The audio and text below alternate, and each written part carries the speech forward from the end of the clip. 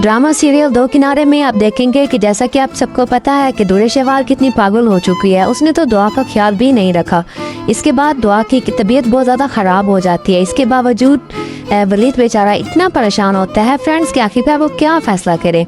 वही मुहावरा आके कहती है कि अब दुरे शेवाल का आखिरकार फ़ैसला मान ही ले, उसको तलाक दे दे ताकि वो उसके पास रह सके, क्योंकि दुआ की जान बहुत ज़्यादा ख़तरे में है। मुझे ऐसा लगता है कि वो दुआ का ख्याल नहीं रख पाएगी, लेकिन दोस्तों वलीद ऐसा कभी नहीं करेगा। और अगले ही सीन में मैं आपको ये भी बताऊं कि अगले ही सीन में ये दिखाया जाएगा कि दुरे शेवाल आके उनसे काफ़ी गुस्से में बात करेगी और दोनों काफ़ी एक दूसरे के साथ लड़ पड़ेंगे। और यहाँ पर एमन उसको कहती है कि तुम्हारा दिमाग तो नहीं ख़राब हो गया, तुम भाई की ज़िंदगी से निकल भी चुकी हो और फिर भी उसका जगह पीछा जो है वो नहीं छोड़ रही हो। तुम्हें पता भी है कि तुम दुआ का ख्याल नहीं रख सकते, लेकिन इसके बावजूद तुमने भाई से दुआ को छीन लिया है और भाई बेचारा अकेला हो गया। तुम्हें क्यों समझ नहीं आ रही, तुम क्यों इतनी पागल औरत हो गई हो, अपने बारे में ही हमेशा सोचती हो। ये सब सुनकर दुरे बहुत गुस्से में आ जाती है और एमन पर हाथ उठाती है और यहाँ पर एमन अपना दिफा खुद करती है।